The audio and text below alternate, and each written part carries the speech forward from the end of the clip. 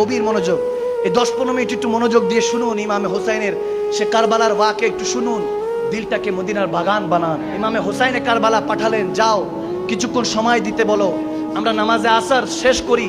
এদিক দিয়ে হলো নামাজে আসর শেষ করে ইসলাম জিন্দা করতে হবে, ওদিক দিয়ে এজিদিরা চিন্তা করছে ইমামে হোসাইনকে কাতাল করে শহীদ করে তারপর নামাজে আসর পড়বে।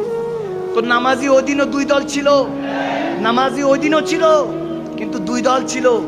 কেউ নামাজ পড়ছিলেন ইসলামকে বাঁচাবার জন্য, দ্বীনে মুহাম্মাদীকে বাঁচাবার জন্য, কেউ নামাজ পড়তে চেয়েছেন জাহান্নামী হওয়ার জন্য, ঠিক কিনা? ইমামে হোসাইন যাদেরকে পাঠালেন তাদেরকে নির্মমভাবে শহীদ করলেন। ওই নামাজি অবস্থায় ইমামে হোসাইনের গলার মধ্যে যখন ছুরি চালানো হচ্ছে, ছুরি তো চলে না, ছুরি চলে না। যখন ছুরি চলছে না, ইমামে হোসাইন বলতেছেন এখানে আমার মদিনাওয়ালার চুমু মোবারক আছে, আদর করেছেন, এদিক দিয়ে ছুরি চলবে না। সুবহানাল্লাহ বলে না, সুবহানাল্লাহ। এদিক দিয়ে ছুরি চলবে না, মৃত্যুকে বলতেছে পিছন দিক দিয়ে আয়, আল্লাহু আকবার বলেন না। উনি বলতেছে এদিক দিয়ে তলোয়ার চলবে না, পিছন দিক দিয়ে চালাও, পিছন দিক দিয়ে চলবে। তার মানে মৃত্যুরও সাহস নাই সামনে দিয়ে আসার। আরে বুঝলে তোমার হাবা, না বুঝলে আরো শুনে, মৃত্যুর ওই সাহস নেই, মালাকুল মউতেরও সাহস নেই সামনে আসার ইমামে হোসাইনের। কি বুঝেন, কি বুঝেন? ওই দিন পিপাসিত হোসাইন ছিলেন না, পিপাসিত তো ফুরাত পানি ছিল, যে কেন জুবান মোবারকে লাগতে পারলাম না। ওই দিন যখন মৃত্যু পিছন দিক দিয়ে আসতেছে, ওই দিন বাচ্চাকে নিয়ে সামনে এসেছিলেন।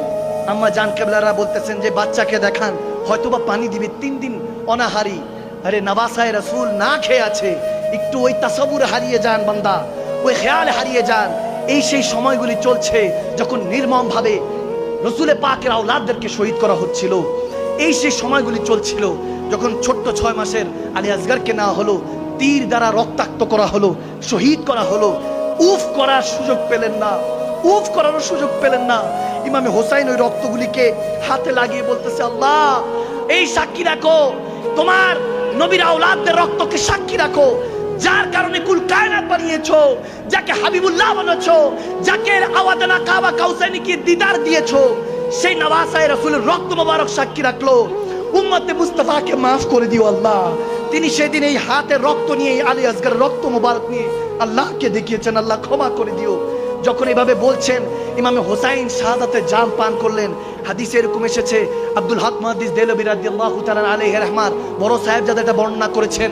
এরকম এসেছে, যখন দামেস্কের উদ্দেশ্যে আমার ইমামে হোসাইনের যখন স্যার মোবারক তীরের মধ্যে আগার মধ্যে নিয়ে যাচ্ছে, তখন একটা উটের সামনে, ঘোড়ার সামনে ইমাম হোসাইনের স্যার মোবারক